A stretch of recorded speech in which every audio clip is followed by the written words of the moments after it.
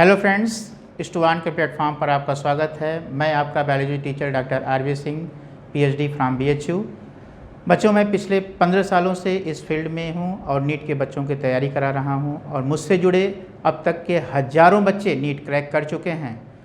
तो बेटा, आप भी मुझसे जुड़िए, बायोलॉजी के कठिन से कठिन कॉन्सेप्ट्स को आसानी से समझिए और मैं आपको विश्वास दिलाता हूँ बेटा कि अगली बारी आपकी है। तो बेटा आओ, चलो शुरुआत करते हैं आज की class. Molecular basis of inheritance. तो इस रिवीजन क्लासेस में इस चैप्टर को आज हम लोग जो है देखेंगे और इसमें क्या किन किन पॉइंट से क्वेश्चंस जो है बन सकते हैं, कौन कौन से पॉइंट को आपको जो ध्यान में रखना चाहिए एग्जामिनेशन के पॉइंट ऑफ व्यू से, इन सब सारे पॉइंट्स पर हम लोग आज जो है डिस्कशन करेंगे। और इस चैप्टर जो कि काफ़ी इंटरेस्टिंग है, तो हम लोग एक एक पॉइंट को आसानी से लेकर के चलेंगे और देखा जाएगा कितना इसमें जो है कहाँ पर जो है क्वेश्चंस बन सकते हैं। तो चलो बेटा आओ हम लोग देखते हैं। पहला जैसा नाम है ये टॉपिक का हमारे, मॉलिक्यूलर बेसिस ऑफ इनहेरिटेंस। इससे पहले वाले चैप्टर्स में हम लोगों ने देखा था principles of inheritance. Principles of inheritance में हम लोगों ने देखा था कि कैसे कोई भी जीन जो है एक जनरेशन से दूसरे जनरेशन में ट्रांसमिट होता है। लेकिन इस टॉपिक में हम ये देखेंगे कि what is the basis of inheritance. Inheritance really कैसे होता है, at the molecular level inheritance कैसे होता है। तो कौन सा ऐसा बायोमॉलिक्यूल है जो इनहेरिटेंस के लिए जिम्मेदार है। तो इसको लेकर के जितना आसान आज है कि हम लोग बड़े आसानी से कह सकते हैं कि DNA is the molecular basis of inheritance. DNA ही जो है ट्रांसमिट होता है एक जनरेशन से दूसरे जनरेशन में, और उसी के साथ साथ जो है कैरेक्टर्स भी ट्रांसमिट होते हैं। तो कहना तो बड़ा आसान होता है, लेकिन इस टॉपिक को अगर हम लोग जो है रियल डिस्कशन में जाते हैं तो इसमें आपके चैप्टर में बहुत सारे पॉइंट्स हैं जिस पे जो है क्वेश्चंस बनते हैं और आप लोग अक्सर जो है उसमें कंफ्यूज हो जाते हैं। तो हम लोगों को आज उन सब सारे पॉइंट्स को देखते हुए चलना है ताकि जो है कन्फ्यूजन इन फ्यूचर डेवलप न होने पावे। तो आओ चलो हम लोग देखते हैं कि what is the molecular basis of inheritance. Inheritance का मॉलिक्यूलर बेसिस क्या है। तो molecular basis of inheritance is the DNA. लेकिन डीएनए कहना इतना आसान है, लेकिन इतने आसानी से बात नहीं आई थी। कैसे हम लोग डीएनए तक पहुंचे थे, कैसे डीएनए क्या होता है, कैसे उसमें उसका स्ट्रक्चर होता है, ये सब सारी चीज़ों को हम लोग जो है आज देखेंगे यहाँ पर। तो DNA act as genetic material in prokaryotes as well as in eukaryotes. Prokaryotic और यूकैरियोटिक दोनों तरह के ऑर्गेनिज्म में डीएनए एक जेनेटिक मटेरियल जैसा काम करता है, ठीक है ना। तो प्रोकैरियोटिक का मतलब बैक्टीरिया, यूकैरियोटिक का मतलब बहुत सारे organisms. Even we are also the eukaryotic one. हम सभी भी तो यूकैरियोटिक ही हैं, ठीक है। तो यहाँ पर अब अगर हम बात करें आरएनए की, लेकिन सबसे पहले देखो बेटा, डीएनए और आरएनए में से डीएनए जो है बाद में आया है, आरएनए सबसे पहले बना इवोल्यूशन के दौरान। और आरएनए भी एक जेनेटिक मटेरियल है, लेकिन प्रॉब्लम यह है कि आरएनए जो है सारे ऑर्गेनिजम्स में नहीं पाया जाता है। और शुरू में बनने के बावजूद भी आरएनए जो है बहुत लंबे समय तक जेनेटिक मटेरियल के रूप में अपने आप को इस्टेब्लिश नहीं कर सका, और वह जो है डीएनए में मॉडिफाई हो गया, वह डीएनए में मॉडिफाई हो गया। तो आरएनए अब इस समय जो है in some viruses only it is restricted. इस समय जो है ये कुछ वायरसेस में ही एज ए जेनेटिक मटेरियल ही पाया जाता है, बाकी हर जगह क्या है, सिर्फ और सिर्फ डीएनए ही जेनेटिक मटेरियल है, ठीक है। लेकिन अब आरएनए का, लेकिन क्या आरएनए का रोल खत्म हो गया इतने से? नहीं, ऐसा नहीं है। आरएनए के अदर रोल्स भी हैं। अदर रोल्स क्या है बेटा कि आरएनए जो फिर जो है दूसरा काम अपना शुरू कर दिया कि ये एक्ट एज मैसेंजर, एडॉप्टर या स्ट्रक्चरल। मैसेंजर का काम करने लगा, डीएनए में प्रेजेंट इंफॉर्मेशन को कॉपी करके लेके साइटोप्लाज्म तक आने लगा। उसके बाद एडॉप्टर बन गया जो प्रोटीन सिंथेसिस के लिए अमीनो एसिड्स को कैरी करने लगा, जिसको टीआरएनए कहते हैं। स्ट्रक्चरल आरएनए बन गया जो कि राइबोसोम के स्ट्रक्चर में पार्टिसिपेट किया। तो ओवरऑल ये प्रोटीन सिंथेसिस का काम अपने ऊपर ले लिया, ये प्रोटीन सिंथेसिस करने लगा ताकि सेल को जो है एक बेहतर सपोर्ट प्रोवाइड किया जा सके, ठीक है।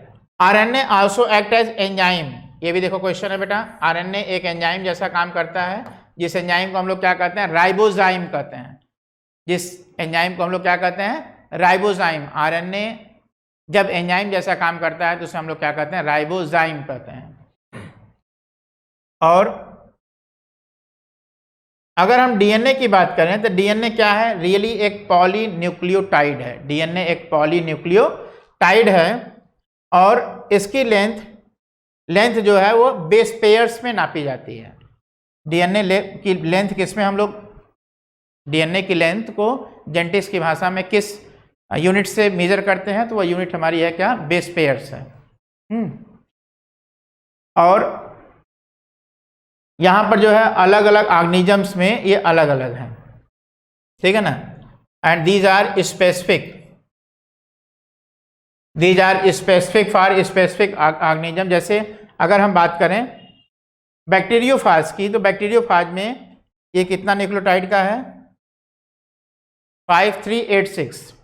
अगर हम बात करें ई कोलाई में, तो ई कोलाई में 10 to the power 6 4.6 into 10 to the power 6 base pairs का है। अगर बात करें ह्यूमन बीइंग की, तो 3.3 into 10 to the power 9 base pairs का है इन हैप्लॉइड सेल, और डिप्लॉइड में 6.6 into 10 to the power 9 base pairs का है। तो कहने का मतलब कि बेस पेयर्स की संख्या जो है सब में वेरिएबल होता है, ऑर्गेनिज्म टू ऑर्गेनिज्म ये वेरी करता है। अब अगर हम इसके बिल्डिंग ब्लॉक की बात करें कि ये डीएनए बना किसका होता है, तो DNA is made up of nucleotides. DNA nucleotides से मिलकर के बना होता है, और न्यूक्लियोटाइड में 3 कंपोनेंट्स होते हैं। Every nucleotide is having 3 components. पहला क्या होता है बेटा, नाइट्रोजनस बेस होता है। दूसरा क्या होता है, डीऑक्सीराइबोज शुगर होता है। और तीसरा होता है फास्फेट ग्रुप, फास्फोरिक एसिड का फास्फेट ग्रुप। ये 3 इसके बेसिक कंपोनेंट होते हैं डीएनए के। पहला क्या, नाइट्रोजनस बेस। वह नाइट्रोजनस बेस प्यूरिन्स या पिरिमिडिन्स दोनों होते हैं। तो प्यूरिन्स और पिरिमिडिन एक तरह से हम कह सकते हैं नाइट्रोजनस बेसिस के फर्दर क्लासिफिकेशन हो जाते हैं, प्यूरिन्स एंड पिरिमिडिन्स 2 क्लासिफिकेशन हो जाते हैं। दूसरा होता है डीऑक्सीराइबोज शुगर और तीसरा होता है फास्फेट ग्रुप, ठीक है। तो इन तीनों चीजों से मिलकर के हमारा क्या बनता है, एक डीएनए का न्यूक्लियोटाइड बनता है, ठीक है। तो अब अगर हम नाइट्रोजनस बेसिस में प्यूरिन्स की बात करें तो इसमें एडेनिन ग्वानिन आता है, जबकि पायरिमिडिन में साइटिडीन एंड थाइमिन आता है।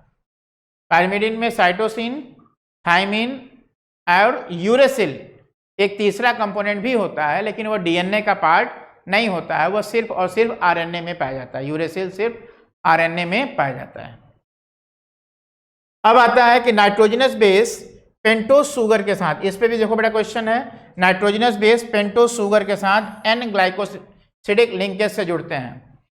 यानी कि नाइट्रोजनस बेस और पेंटोज शुगर अगर ये दोनों आपस में जुड़ते हैं तो क्या बनाते हैं, न्यूक्लियोसाइड बनाते हैं। दे फॉर्म अ न्यूक्लियोसाइड, ठीक है। और अब जो है इस न्यूक्लियोसाइड से जब जो है फास्फेट जुड़ता है तो बनाता है क्या, न्यूक्लियोटाइड बनाता है। तब ये क्या बनाता है, न्यूक्लियोटाइड बनाता है। और 2 न्यूक्लियोटाइड आपस में 3 prime to 5 prime phosphodiester linkage द्वारा जुड़ते हैं। ये पॉइंट हम लोग देखते हैं यहाँ पर। देखिए अगर हम बात करें तो प्यूरिन्स में हमारा क्या आता है, ये डबल रिंग वाले 2 कंपाउंड एडेनिन और ग्वानिन आते हैं।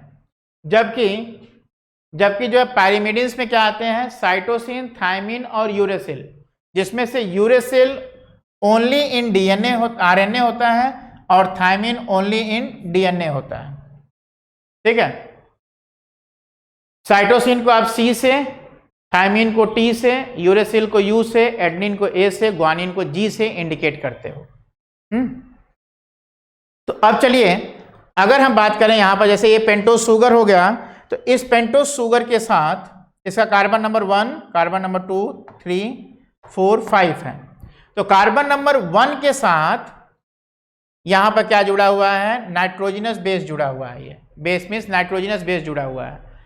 ये जो अटैचमेंट है, इस अटैचमेंट के लिए कौन सा बॉन्ड जिम्मेदार होता है, तो ग्लाइकोसिडिक बॉन्ड, जिसे हम लोग क्या कहते हैं, एन ग्लाइकोसिडिक बॉन्ड कहते हैं, ठीक बेटा।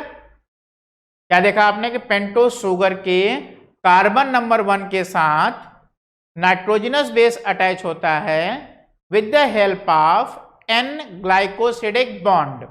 ठीक, पहला पॉइंट मिला आपको।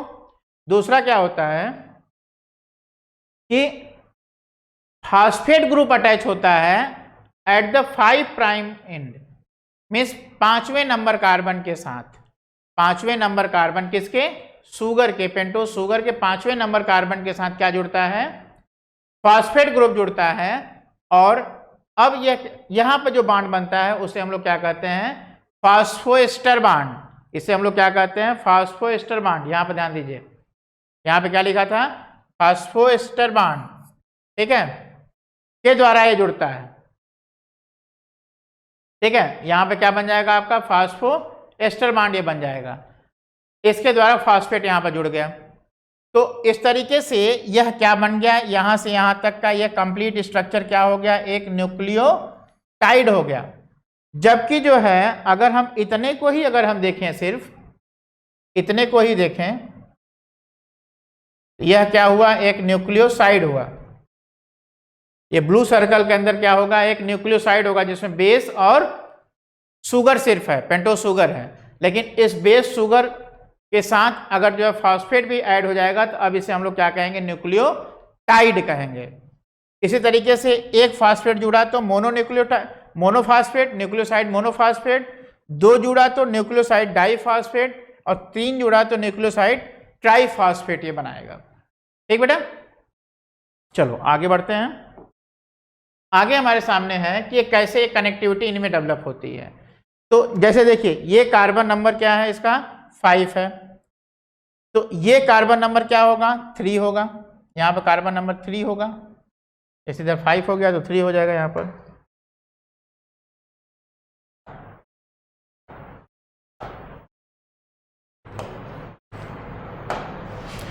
यहाँ पे कार्बन नंबर 3 हो जाएगा। इसका कार्बन नंबर 5 यहाँ पर आया। ये 5 और 3, कार्बन नंबर 5 और कार्बन नंबर 3 आपस में जो है अटैच होते चले जाएंगे। तो इसीलिए यहां पर कहा गया है कि फास्फोडाइएस्टर लिंकेज किधर होगा? The 2 nucleotide joint with each other with 3 to 5 फास्फोडाइएस्टर linkage. 3 to 5, जैसे इस पहले न्यूक्लियोटाइड का तीसरा कार्बन और दूसरे न्यूक्लियोटाइड का 5वें कार्बन के साथ अटैचमेंट होगा, लिंक बनेगा, बॉन्ड बनेगा, जिससे हम लोग क्या कहेंगे? फास्फोडाइएस्टर लिंकेज या फास्फोडाइएस्टर बॉन्ड कहेंगे। ठीक है, तो one end of polynucleotide has phosphate. एक एंड पर क्या होगा? फास्फेट होगा at 5th carbon of pentose sugar, and other end has the hydroxyl group at the 3rd carbon of pentose sugar. ठीक है ना, दूसरे एंड पर क्या होगा? हाइड्रोक्सिल ग्रुप होगा। तो हाइड्रोक्सिल ग्रुप इसका 3rd वाले का इस पर इसका जो हाइड्रोक्सिल ग्रुप होगा वह इसके फास्फेट ग्रुप के साथ लिंक डेवलप करेगा। ठीक है, अब आता है कि backbone of nucleotide is made up of sugar and phosphate. अब ये देखिए, यहां पर ये sugar phosphate, sugar phosphate, sugar phosphate, sugar phosphate, इस तरीके से जो है ये शुगर और फास्फेट से क्या बना हुआ है? इसका बैकबोन बना हुआ है। और इससे क्या लगे हुए हैं? ये नाइट्रोजनस बेसिस लगे हुए हैं at the carbon number 1। Nitrogenous bases carbon number 1 पर लगे हुए हैं यहाँ पर, और कार्बन नंबर 1 पर लगे हुए हैं। ये नाइट्रोजनस बेसिस आपस में जो है फिर लिंक डेवलप करेंगे, आपस में जुड़ेंगे। जहां पर एडेनिन और थायमिन के बीच में 2 हाइड्रोजन बॉन्ड बनेंगे, एडेनिन और थायमिन के बीच में 2 हाइड्रोजन बॉन्ड बनेंगे, जबकि ग्वानिन और साइटोसिन के बीच में 3 हाइड्रोजन बॉन्ड बनेंगे। ग्वानिन और साइटोसिन के बीच में 3 हाइड्रोजन बॉन्ड बनेंगे। जब एक आपका पॉलीन्यूक्लियोटाइड चेन बनती है और उसका जब डबल हेलिक्स तैयार होता है तब इस तरीके का स्ट्रक्चर डेवलप होता है। ठीक बेटा, तो चलो आगे बढ़ते हैं हम लोग। आगे है कि इसको किसने सबसे पहले डिस्कवर किया था डीएनए को? तो it was discovered by Miescher, Friedrich Miescher नाम के साइंटिस्ट थे जिन्होंने इसको खोजा था। और इन्होंने क्या नाम दिया था? न्यूक्लिन। इस पॉइंट को भी ध्यान देंगे, ये भी क्वेश्चन आपका बना सकता है कि discovered by Friedrich Miescher and name he gave the name nuclein, उन्होंने न्यूक्लिन नाम दिया। फिर आता है Watson and Crick. Watson and Crick ने जो है डीएनए के डबल हेलिकल मॉडल को प्रपोज किया। डीएनए का डबल हेलिकल मॉडल किसने प्रपोज किया? वाटसन एंड क्रिक ने प्रपोज किया। कैसे प्रपोज किया? देखो अब यहाँ पर क्वेश्चन अंदर से यहाँ से निकालो, तो यहाँ पर क्वेश्चन है कि यह विल्किंस एंड मॉरिन्स नाम के साइंटिस्ट थे जिन्होंने एक्सरे डिफ्रेक्शन टेक्निक द्वारा अपना एक डेटा पब्लिश किया और उसी डेटा को आधार बना करके इन्होंने अपना double helical model of DNA propose किया। डीएनए का डबल हेलिकल मॉडल किसने प्रपोज किया? इसको प्रपोज किया वाटसन एंड क्रिक ने, लेकिन on the basis of whose discovery, किसकी डिस्कवरी पर प्रपोज किया? किसकी डिस्कवरी के आधार पर? तो on the basis of discovery of Wilkins and Morins, Wilkins और मॉरिन्स के डिस्कवरी के आधार पर इन्होंने उस मॉडल को जो है प्रपोज किया। अब उसके बाद आता है ये मॉडल, इसमें जो है एक और साइंटिस्ट आते हैं, इरविन चारगाफ। इरविन चारगाफ ने कहा कि इस मॉडल में कि प्यूरिन्स और पिरिमिडिन्स की संख्या हमेशा इक्वल होती है। एक किसी भी डीएनए स्ट्रैंड में प्यूरिन और पिरिमिडिन की संख्या हमेशा इक्वल होती है, ठीक है। और इसके लिए इन्होंने कहा कि ए के साथ हमेशा टी और जी के साथ हमेशा सी जुड़ते हैं, यही कॉम्प्लीमेंट्री रूल है। ए के साथ हमेशा टी और जी के साथ हमेशा सी जुड़ता है। इसी को हम लोग क्या कहते हैं? Law of complementarity. इसे हम लोग क्या कहते हैं? Law of complementarity. एक स्ट्रैंड में अगर ए है तो दूसरे में क्या होगा? टी होगा। एक में अगर जी है दूसरे में क्या होगा? सी होगा। तो यह जो है रूल कहलाता है क्या? कॉम्प्लीमेंटैरिटी रूल, ठीक है। इन्होंने कहा था कि number of purine always equal to number of pyrimidine. किसी भी डीएनए सेगमेंट में प्यूरिन और पिरिमिडिन की संख्या हमेशा इक्वल होगी, ठीक है। चलो आगे हम लोग बढ़ते हैं। ये मॉडल क्या कहता है? डीएनए का जो डबल हेलिकल मॉडल था वो क्या कहता है? पहली बात कहता है कि ये एंटी पैरेलल होती है। डीएनए स्ट्रैंड्स जो है एंटी पैरेलल होते हैं। एंटी पैरेलल होने का मतलब कि अगर एक स्ट्रैंड जो है इधर 5 to 3 जा रही है तो दूसरी स्ट्रैंड जो है वह 3 to 5 होगी। इसी को कहते हैं क्या? कि एंटी पैरेलल। ये स्ट्रैंड कैसा होता है? Anti parallel. अगर जैसे ये 5 हो गया और ये 3 हो गया तो ये इस तरीके से जाएगा, एंटी पैरेलल होगा, ठीक है। दूसरी बात उन्होंने क्या बताया कि between purines and pyrimidine hydrogen bonds होते हैं। प्यूरिन और पिरिमिडिन के बीच में हाइड्रोजन बॉन्ड होते हैं और वो हाइड्रोजन बॉन्ड किस तरीके से होता है कि एडेनिन और थायमिन के बीच में, ठीक है। 2 hydrogen bond between adenine and thymine and 3 hydrogen bond between guanine and cytosine, ठीक है। जो मैंने अभी आपको दिखाया था कि एडेनिन और थायमिन के बीच में 2 और जबकि ग्वानिन और साइटोसिन के बीच में 3 हाइड्रोजन बॉन्ड होते हैं, ठीक है। और 2 chains are coiled in right handed direction. जैसा आप देख रहे हो, आप ये राइट हैंडेड डायरेक्शन में ऐसे क्वाइल्ड रहेंगे, जैसे आप यहाँ पर देख सकते हो। ये राइट हैंडेड डायरेक्शन में ये ऐसे क्वाइल्ड रहेंगे। जैसे ये देखिए, ये 5 प्राइम और ये 3 प्राइम, तो इसका जो एंटी पैरेलल जो साइड जो देखेंगे वो क्या होगा? वो जैसे इधर 5 है तो उधर 3 होगा, और इधर क्या होगा? इधर 3 तो इधर 5, अपोजिट होगा एकदम, ठीक है। इनका जो स्ट्रैंड होता है ये जिसको हम लोग कहते हैं बैकबोन, ये बैकबोन किसका बना होता है? शुगर और फास्फेट का। यहाँ लिखा भी है शुगर एंड फास्फेट बैकबोन बना होता है। जबकि नाइट्रोजनस बेसिस जो है वह इनवर्डली प्रोजेक्टेड होते हैं। इनवर्डली प्रोजेक्टेड होने के दौरान क्या होगा कि जैसा मैंने अभी बताया था आपको कि एडेनिन के सामने हमेशा थायमिन और ग्वानिन के सामने हमेशा साइटोसिन लगेगा, और इसमें जो है बॉन्ड्स का भी डिफरेंस होगा।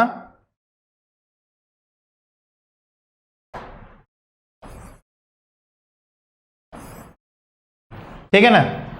एडेनिन थायमिन के बीच में 2 हाइड्रोजन बॉन्ड, जबकि ग्वानिन साइटोसिन के बीच में 3 हाइड्रोजन बॉन्ड डेवलप होंगे।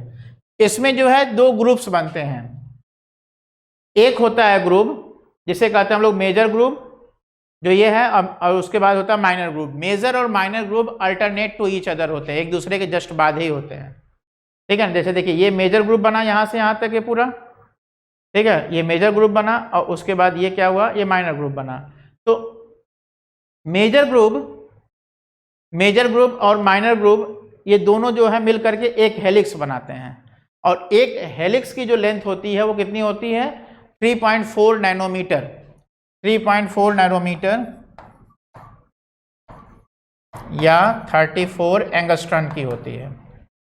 1 नैनोमीटर बराबर कितना होता है 10⁻⁹ मीटर।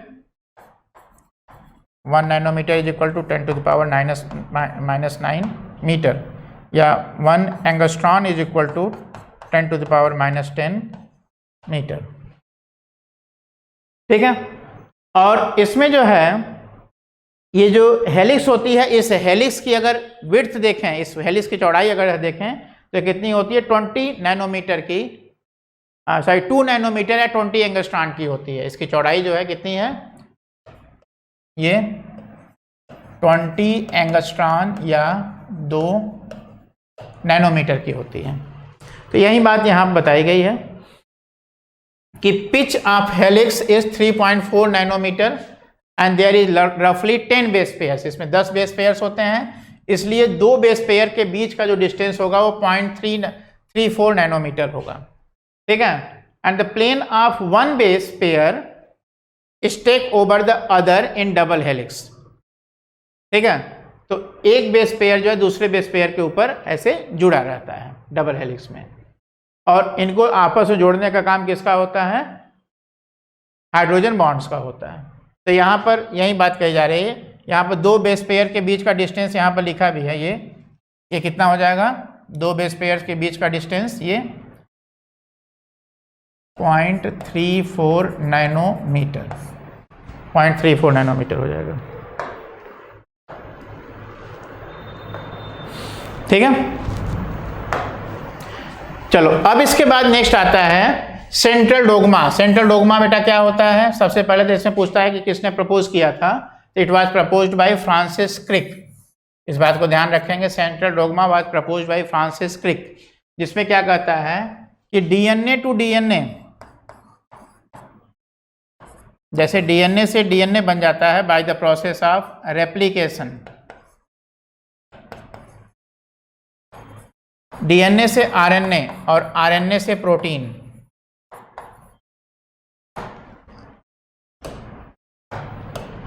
तो डीएनए से आरएनए कैसे बनता है, ट्रांसक्रिप्शन,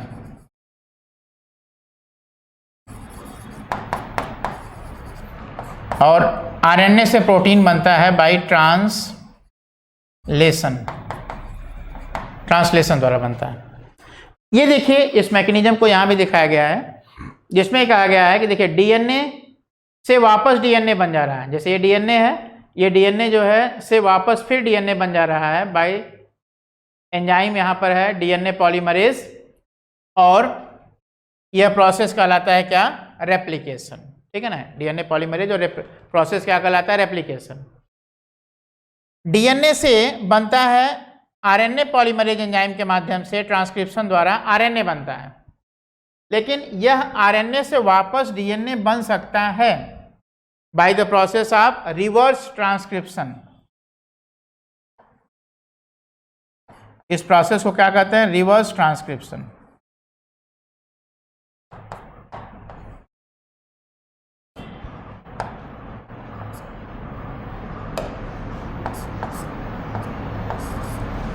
इस प्रोसेस को क्या कहते हैं, रिवर्स ट्रांसक्रिप्शन कहते हैं, जिससे आरएनए से वापस डीएनए बन जाता है। ठीक है, तो देखिए यह वापस आरएनए से वापस डीएनए बनने का प्रोसेस कहलाता है रिवर्स ट्रांसक्रिप्शन, और उसके बाद इस आरएनए से प्रोटीन बनने का प्रोसेस कहलाता है ट्रांसलेशन। ठीक है ना, आरएनए से वापस प्रोटीन बनने, आरएनए से प्रोटीन बनने का प्रोसेस क्या कहलाता है, ट्रांसलेशन कहलाता है। तो यह प्रोसेस क्या है, यह सेंट्रल डोग्मा है, this is called as central dogma. तो चलो आगे बढ़ते हैं। आगे आता है कि we can calculate the strength of helix by multiplying the number of base pairs of organism by 0.34 into 10 to the power -9 metre. क्योंकि 2 बेस पेयर के बीच का जो डिस्टेंस है वो कितना है 0.34 इंटू 10⁻⁹ मीटर है।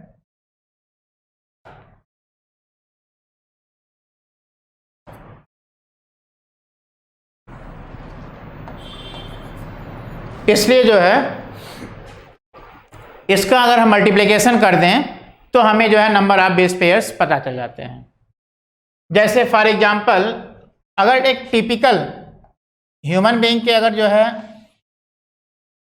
ह्यूमन बीइंग में अगर मैमेलियन अगर जो है सेल में अगर बेस पेयर्स की संख्या हम देखें तो कितना होता है 6.6 इंटू 10⁹ होता है। और अगर हम इसकी लेंथ निकालना हो तो इसे मल्टीप्लाई कर दें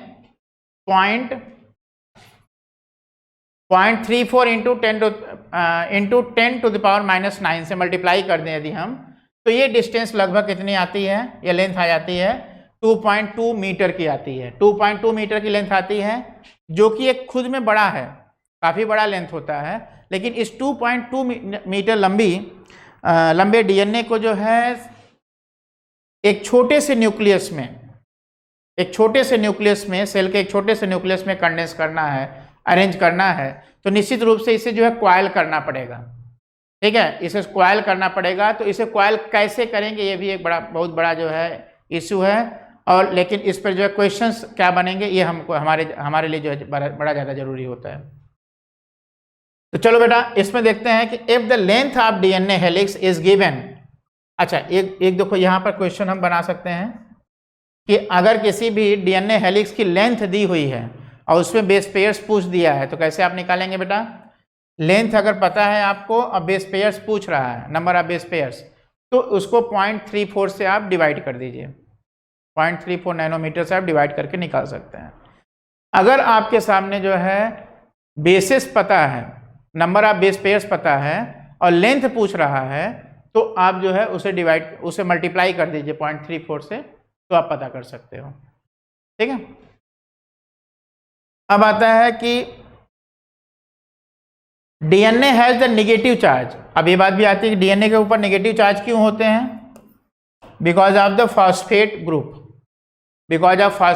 डीएनए के ऊपर जो नेगेटिव चार्ज होता है, डीएनए इज नेगेटिवली चार्ज, क्यों, because of the phosphate group.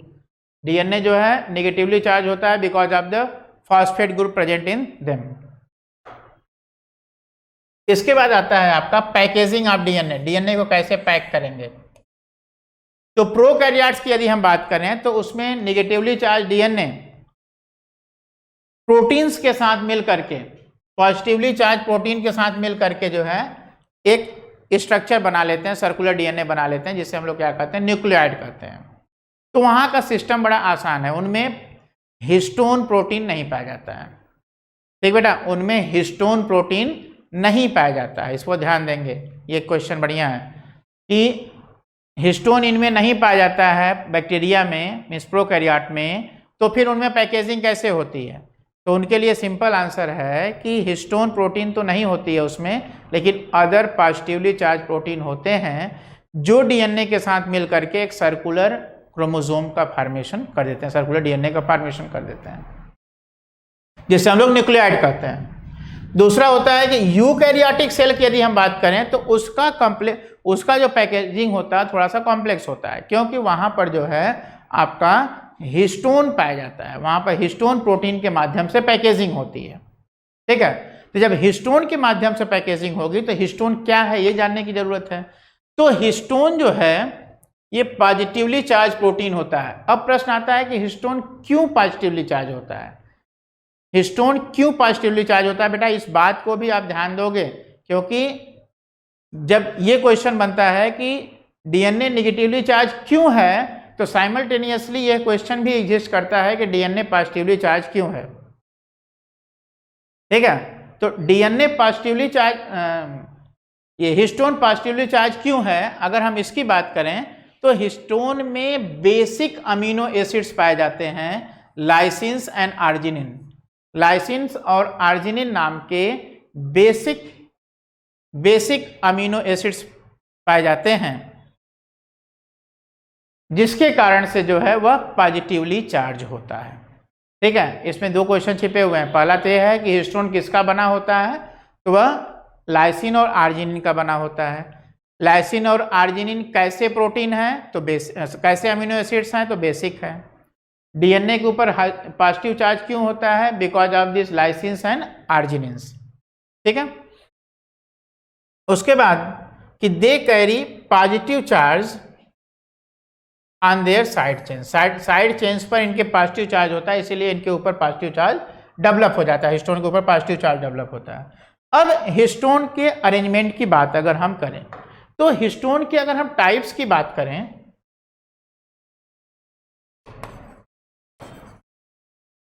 Histone के अगर हम टाइप की बात करें तो इसमें आता है H1,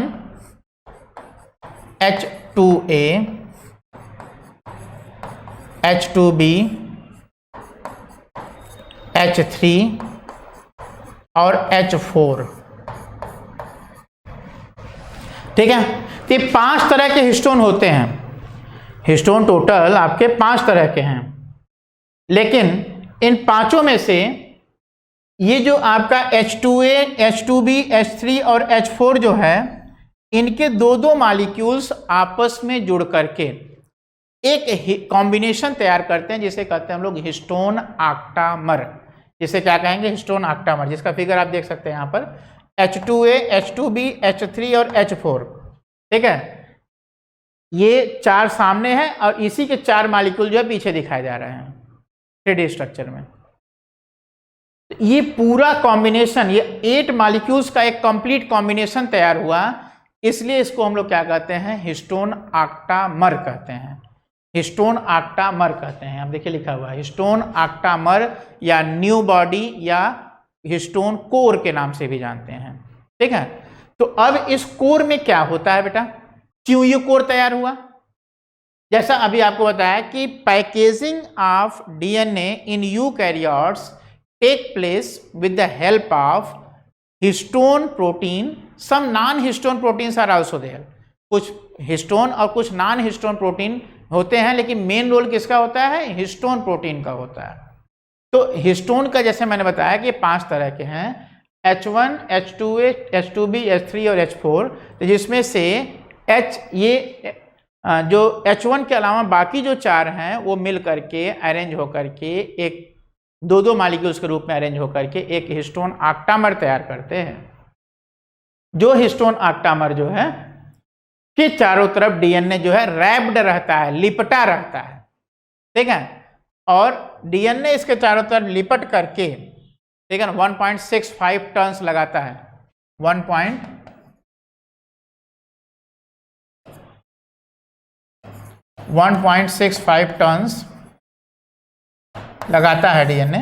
तो लगा करके इसके चारों तरफ एक पूरा कॉम्पैक्ट स्ट्रक्चर तैयार करता है, और जिस चेन को साइड से जो है H1 उसे फिक्स करता है। ठीक है ना, ये डीएनए जो येलो कलर का जो डीएनए आप देख रहे हैं जो इस पे रैप है, उसको जो है ये H1 जो है उसे फिक्स करता है ताकि वो मूव ना करने पावे। ठीक है, तो यही बात यहाँ बताई गई कि histone make octamer around each negatively charged DNA,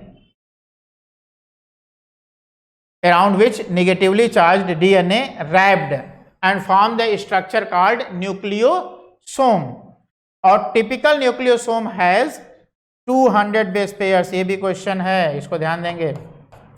एक न्यूक्लियोसोम में कितने बेस पेयर्स होते हैं? 200 बेस पेयर्स होते हैं। ठीक है बेटा, 200 बेस पेयर्स होते हैं। चलो भाई, अब हम लोग आते हैं कि ये कैसे ये कनेक्टिविटी डेवलप करता है। तो अब यह एक न्यूक्लियोसोम डेवलप हो गया। तो जैसे यह एक न्यूक्लियोसोम हुआ, उस न्यूक्लियोसोम के ऊपर जो है डीएनए रैप्ड है। ठीक है, मतलब आपका जो है हिस्टोन कोर, उसके ऊपर जो है डीएनए रैप्ड है, डीएनए स्ट्रैंड रैप्ड है। तो क्या स्ट्रक्चर बना हुआ? न्यूक्लियोसोम बना। इस तरीके से न्यूक्लियोसोम जो है कनेक्ट होकर के एक दूसरे से जो है एक लंबी सी चेन बनाते हैं, जिसे आप लोग कहते हो क्या? क्रोमेटिड। आपके एनसीईआरटी में दिया है beads on string, beads on string. तो इसमें बीड्स क्या होते हैं? बीड्स आपका है न्यूक्लियोसोम, और ये स्ट्रिंग क्या है? यह है लिंकर डीएनए। जैसे देखिए यहाँ पर है, ये न्यूक्लियोसोम्स हैं, ये न्यूक्लियोसोम्स हैं, और ये न्यूक्लियोसोम्स आपस में कनेक्टेड हैं, ठीक है। इनको ये कनेक्ट करने वाला ये क्या है, इसे कहते हैं लिंकर डीएनए। दो न्यूक्लियोसोम के बीच में जो डीएनए स्ट्रैंड बचा रहता है, that is known as what, linker DNA. उसे हम लोग क्या कहते हैं बेटा, लिंकर डीएनए कहते हैं, ठीक है। और ये क्या है आपका पूरा क्रोमैटिन है। एक क्रोमैटिन क्या होता है, बिट्स ऑन स्ट्रिंग की कंडीशन में रहता है, ठीक है। तो ये इस तरीके से जो है ये एक लंबी सी चेन बन जाती है जिसमें कई सारे छोटे छोटे छोटे छोटे जो है न्यूक्लियोसोम्स लगे रहते हैं। अब ये न्यूक्लियोसोम्स अरेंज होंगे, पैक होंगे, ठीक है ना, पैक होकर के एक कॉम्पैक्ट स्ट्रक्चर डेवलप करेंगे जिसे हम लोग क्या कहते हैं, क्रोमोसोम का रूप देगा। लेकिन क्रोमोसोम तक पहुंचने में एक सिक्वेंशियल ये पैकेजिंग होती है, उस सीक्वेंस को हम लोग देखेंगे।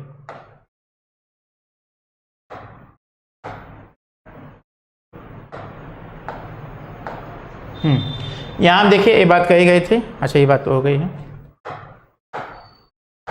ये देखिए यहां पर जैसे ये डीएनए है, डीएनए स्ट्रैंड जिसको आपने देखा है कि इसका लेंथ कितना होता है, 2 नैनोमीटर का, इसका विड्थ सॉरी इसकी विड्थ कितनी है, 2 नैनोमीटर की विड्थ है। अब यही डीएनए जो है पैक हो रहा है, डेंस हो रहा है, न्यूक्लियोसोम बना रहा है। जो न्यूक्लियोसोम कितना है, 11 नैनोमीटर का है, जिसकी विड्थ कितनी है, यह है 11 नैनोमीटर, ठीक है। और एक न्यूक्लियोसोम में कितने बेस पेयर्स हैं, 200 बेस पेयर्स हैं। ये क्या हो गया, बीच में ये लिंकर डीएनए हो गया। लेकिन अब यही न्यूक्लियोसोम जो है ये क्वाइल होकर के क्या बनाएगा, ये बनाएगा सॉलिनॉइड बनाएगा। तो सॉलिनॉइड के कंडीशन में सॉलिनॉइड का जो थिकनेस होगा वह कितना होगा, 30 नैनोमीटर का होगा। सॉलिनॉइड का जो थिकनेस होगा वो कितना होगा, 30 नैनोमीटर का होगा।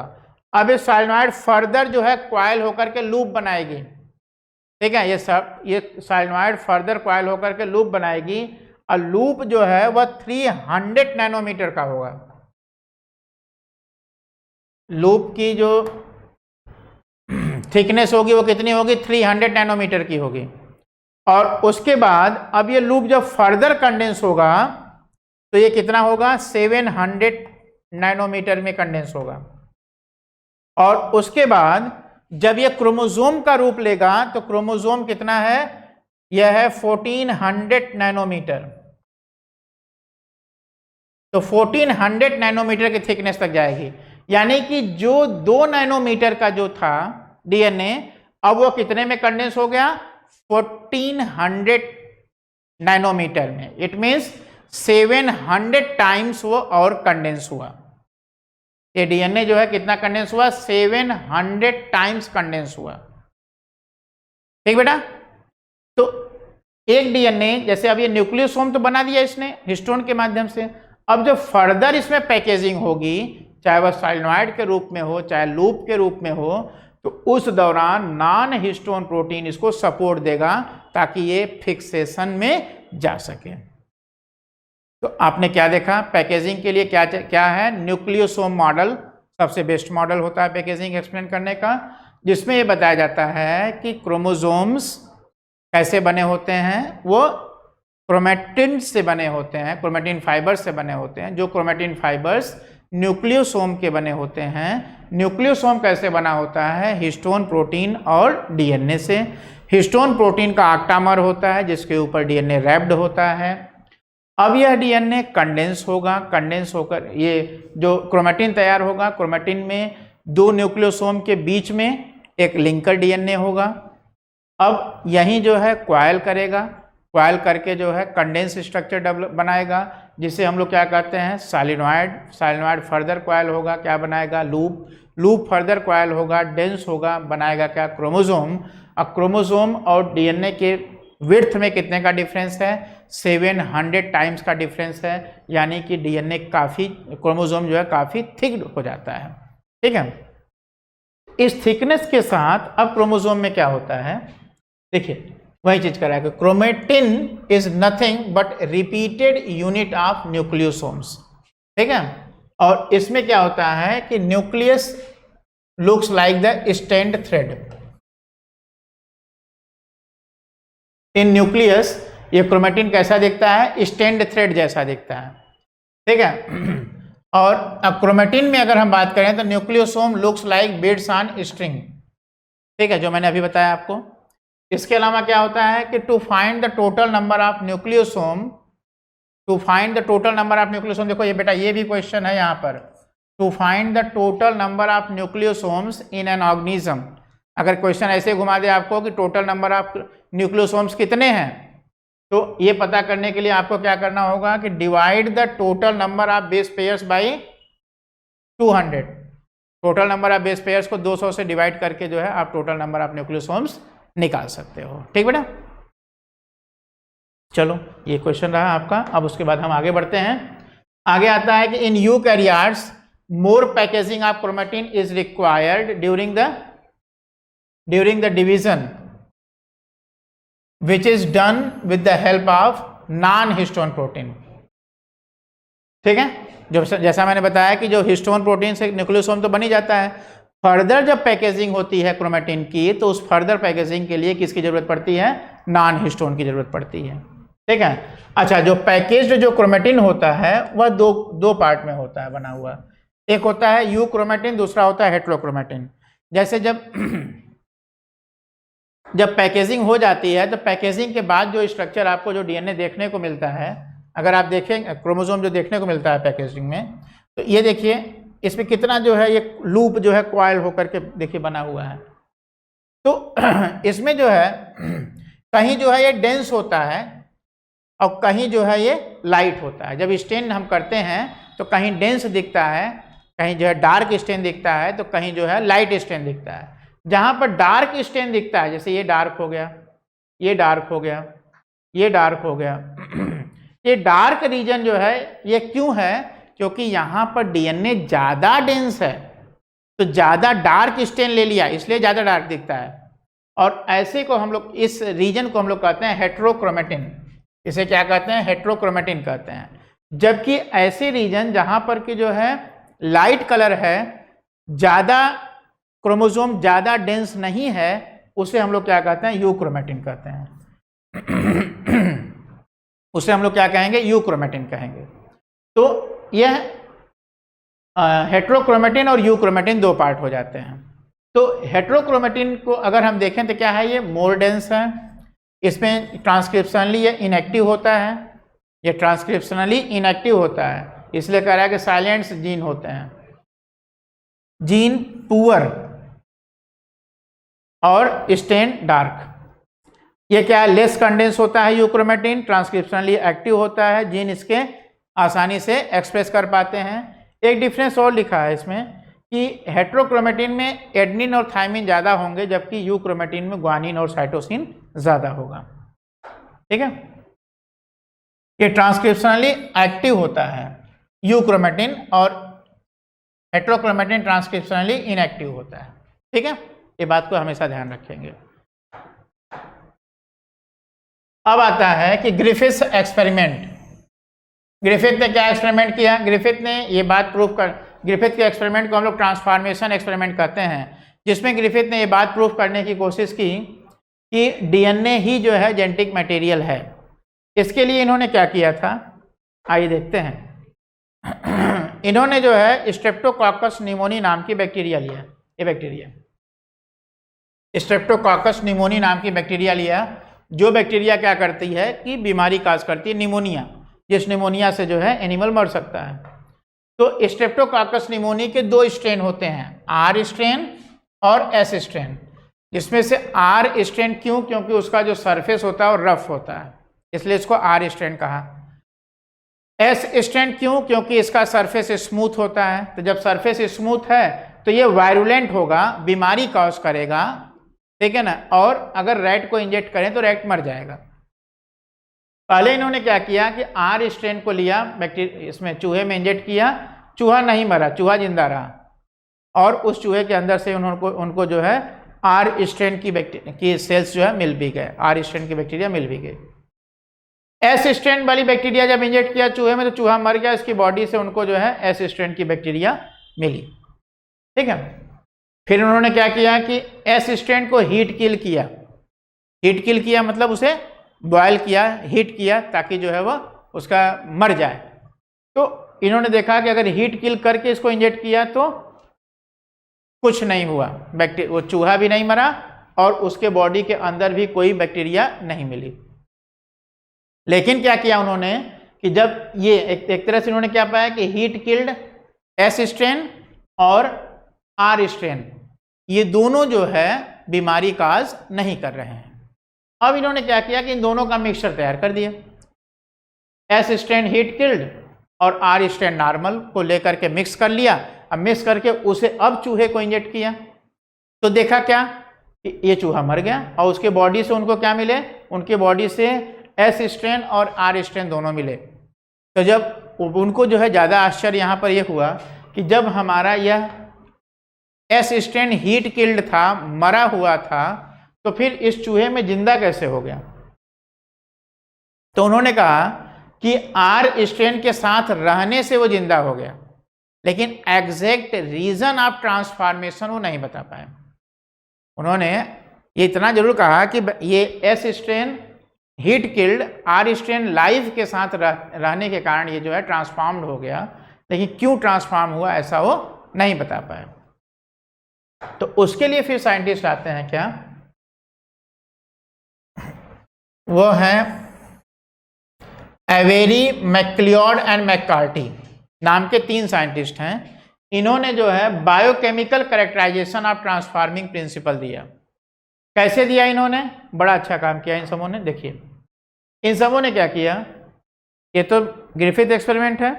उसके बाद इन सबों ने क्या किया कि एस स्ट्रेन बैक्टीरिया को हीट किल किया पहले, और हीट किल करने के बाद उसके तीनों कंपोनेंट डीएनए, आरएनए और प्रोटीन तीनों को अलग कर लिया। डीएनए, आरएनए और प्रोटीन तीनों को अलग कर लिया। अलग करने के बाद क्या किया कि अब पूरे कल्चर को जो है, अब उनको ये पता था कि डीएनए, आरएनए और प्रोटीन ये तीनों पाए जाते हैं उसमें। ठीक, अब उन्होंने क्या किया कि कल्चर को एज इट इज लिया बिना अलग किए। ठीक है ना, एज इट इज लिया और हर कल्चर में अलग अलग उन्होंने एंजाइम डाले। जैसे पहले कल्चर में उन्होंने क्या डाला, प्रोटीनेज डाला, और उसमें प्रोटीनेज डालने के बाद ये हीट किल्ड एस स्ट्रेन का कल्चर लिया, उस कल्चर में प्रोटीनेज एंजाइम डाला ताकि प्रोटीन डैमेज हो जाए, और अब उस कंटेंट को उठा करके आर स्ट्रेन बैक्टीरिया के कल्चर में डाल दिया।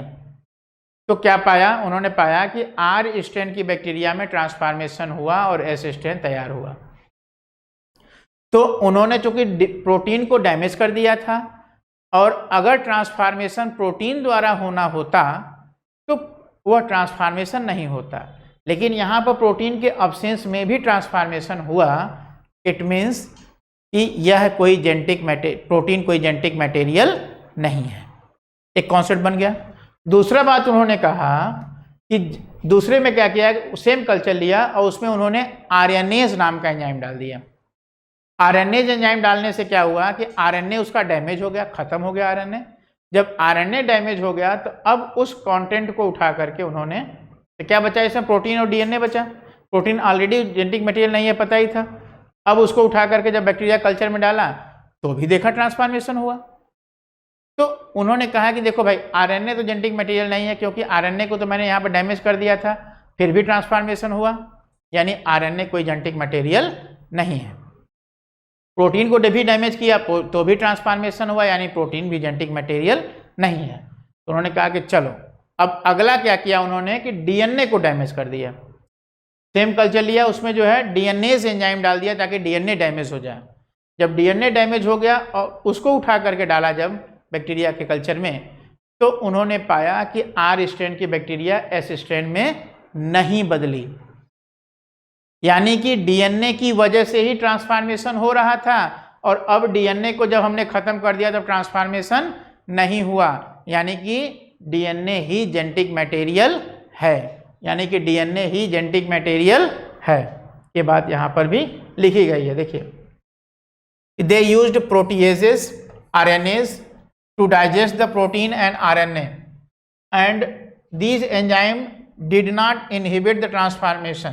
ये ट्रांसफॉर्मेशन को रोक नहीं सके, ठीक है ना। लेकिन डीएनएज कुड स्टॉप ट्रांसफॉर्मेशन।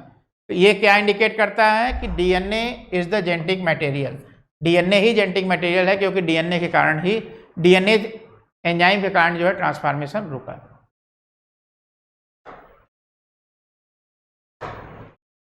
चलो, इसके बाद हर्शे और चेस नाम के साइंटिस्ट आते हैं, और इन सबों ने जो है एक्सपेरिमेंटली इस बात को प्रूव किया कि डीएनए ही जेनेटिक मटेरियल है। कैसे प्रूव किया? बड़ा इंटरेस्टिंग एक्सपेरिमेंट है हर्शे चेस का। इन्होंने जो है बैक्टीरिया लिया, बैक्टीरियोफेज वायरस लिया,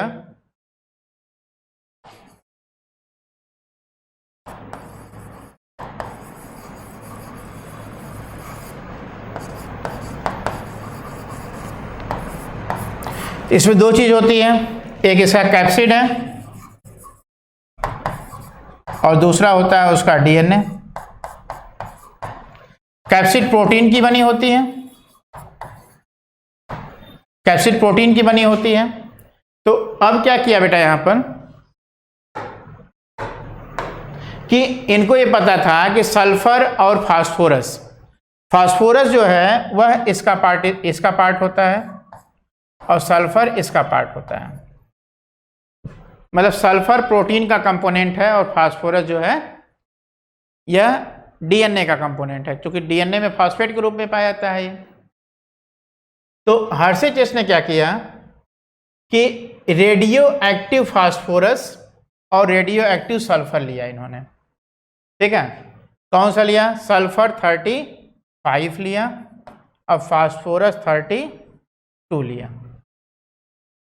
ये लेने के बाद इन्होंने इस जो कल्चर मीडियम तैयार किया, उस कल्चर मीडियम में बैक्टीरियोफेज वायरसेस को रखा ताकि वो अपनी संख्या बढ़ाएं और उनको जो है उनके में ये रेडियो एक्टिव सब्सटेंस इनकॉर्पोरेट कर जाए। तो यहाँ पर आप देख पा रहे हैं कि बैक्टीरियोफेज में sulphur 35 attach with the protein और phosphorus 32 attach with the DNA. इन दोनों को, ऐसे वायरसेस को बैक्टीरिया के ऊपर इन्फेक्ट करने के लिए छोड़ा। छोड़ने के बाद इसमें पहला स्टेप क्या रहा? इन्फेक्शन, बैक्टीरिया के ऊपर इन्फेक्ट किया। इन्फेक्शन के बाद दूसरा स्टेप आता है ब्लेंडिंग। ब्लेंडिंग में क्या किया इन्होंने, क्योंकि कैप्सिड जो है ये बाहर रह जाता है बैक्टीरियोफेज का, सिर्फ जो है वह डीएनए अपना अंदर घुसाता है। तो उसने डीएनए अपना अंदर कर दिया, कैप्सिड बाहर रह गया। और उसके बाद ब्लेंडिंग किया। ब्लेंडिंग में इस कैप्सिड को जो चिपका हुआ था बैक्टीरिया की वाल से, उसको छुड़ा दिया, हटा दिया, ठीक है, ताकि यह जो है फ्लूइड का पार्ट हो जाए, कैप्सिड जो है फ्लूइड का पार्ट हो जाए और बैक्टीरिया जो है वो अलग रहे। अब क्या किया? ब्लेंडिंग के बाद दूसरा स्टेप आता है सेंट्रीफ्यूगेशन। सेंट्रीफ्यूगेशन ये थर्ड स्टेप है। इसमें क्या किया कि इस पूरे कल्चर को सेंट्रीफ्यूज किया तेजी से, ताकि जो है डेंसिटी के अकॉर्डिंग अलग अलग जो है सब बैठ जाए। तो हुआ क्या है कि बैक्टीरिया जो है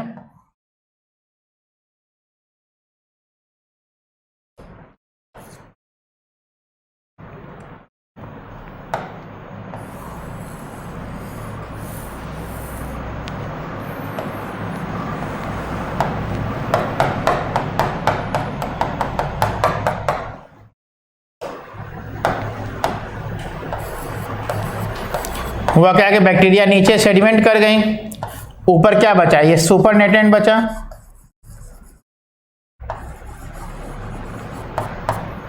और नीचे क्या बची? है बैक्टीरिया बची, नीचे बैक्टीरिया बची, नीचे बैक्टीरिया बची। तो इन्होंने पाया कि अच्छा, ये सुपरनेटेंट में जो है कैप्सिड है, तो इन्होंने पाया कि सुपरनेटेंट में इस वाले कल्चर में, जिसमें जो है फास्फोरस 32 वाला बैक्टीरियोफेज लिया था इन्होंने, तो पाया कि जिसमें फास्फोरस वाला बैक्टीरियोफेज लिया था उसके सुपरनेटेंट में फास्फोरस 32 नहीं मिला, बल्कि फास्फोरस 32 कहाँ डिटेक्ट हुआ? बैक्टीरिया के अंदर डिटेक्ट हुआ। यानी कि फास्फोरस डीएनए के साथ बैक्टीरिया के अंदर घुसा। फास्फोरस डीएनए के साथ बैक्टीरिया के अंदर घुसा, इसलिए फास्फोरस जो है बैक्टीरिया के अंदर दिखा। जबकि सल्फर 35 इधर वाले में सल्फर 35 बैक्टीरिया के अंदर न मिल करके कहाँ मिला? सुपरनेटेंट में मिला। यानी कहने का मतलब कि वह प्रोटीन का पार्ट था, वह अंदर नहीं घुसा, बैक्टीरिया के अंदर नहीं गया और इसलिए वो बाहर ही रह गया। ठीक है ना, इसलिए वो बाहर ही रह गया। तो इसे कहते हैं क्या कि इस तरीके से ये प्रूफ हुआ कि डीएनए ही जेनेटिक मटेरियल है, क्योंकि वही जो है अंदर घुस रहा है। ठीक है ना, बैक्टीरिया के अंदर इंटर कर रहा है। ठीक है, तो अब अगर हम देखें कंपैरिजन करके जेनेटिक मटेरियल्स का, तो DNA and RNA, DNA versus RNA अगर जेनेटिक मटेरियल कंपैरिजन देखा जाए तो DNA and RNA both act as genetic material, both have the power of replication, दोनों में पावर ऑफ रेप्लिकेशन होता है। लेकिन डीएनए क्या है कि it's predominantly found as genetic material than RNA. क्यों? इसके रीजन क्या है? पहली बात तो ये कि ज़्यादा स्टेबल होता है या म्यूटेशन भी कर सकता है और able to express itself as a Mendelian character.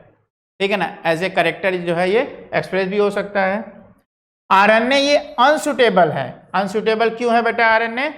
क्योंकि आरएनए के साथ क्या प्रॉब्लम है कि ये ज़्यादा रिएक्टिव होता है। इसके पास हाइड्रोक्सिल ग्रुप होता है सेकेंड कार्बन पर, जो कि जो है ज़्यादा रिएक्टिव होता है।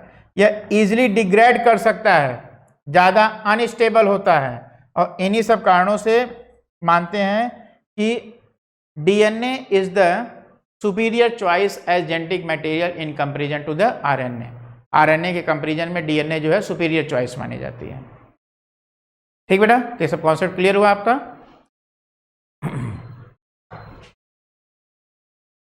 अब ये देखिए, as RNA is unstable there is more chance of mutation, that's why. देखिए क्वेश्चन यहाँ भी बनता है कि आरएनए ज़्यादा अनस्टेबल है, इसमें ज़्यादा म्यूटेशन के चांसेस होते हैं, इसीलिए viruses having RNA as genetic material evolve faster. ये क्वेश्चन है बेटा कि आरएनए वाले वायरसेस जो है वो ज़्यादा तेज़ी से इवॉल्व होते हैं। क्यों? देखिए जैसे आज कोरोना, ये कोरोना के स्ट्रेन्स बदल रहे हैं जो कि वो आरएनए वायरस है। क्यों ज़्यादा तेज़ी से इवॉल्व होते हैं? क्योंकि वो ज़्यादा अनस्टेबल होते हैं, उसमें म्यूटेशन और फास्ट होता है। ठीक है, तो RNA was the first genetic material but DNA evolve from the RNA. DNA RNA से ही इवॉल्व हुआ है। कैसे? By the chemical modification. क्या मॉडिफिकेशन हुआ कि शुगर, राइबोस शुगर को डीऑक्सीराइबोस शुगर ने रिप्लेस किया और यूरेसिल को थायमिन ने रिप्लेस किया। यूरेसिल को थायमिन ने रिप्लेस किया और इसलिए जो डीएनए है वो आपका ज़्यादा स्टेबल तैयार हुआ। ठीक है, अब हम लोग बात करेंगे डीएनए रेप्लिकेशन की। तो आज यहीं तक हम लोग रखते हैं आज के लिए। In next class we will discuss about the DNA replication, transcription, translation, gene expression, genetic code and all. Okay, तो आई होप ये सब बातें आपको जो है अच्छे से समझ में आई होंगी और इससे जितने भी क्वेश्चंस मैंने आपको यहाँ पर पॉइंट आउट किए हैं इन पे आप ध्यान देंगे। Okay, thank you, have a nice day. On IS2ON study is always on. Concepts के बेहतर रियलाइजेशन के लिए IS2ON पर बने रहिए।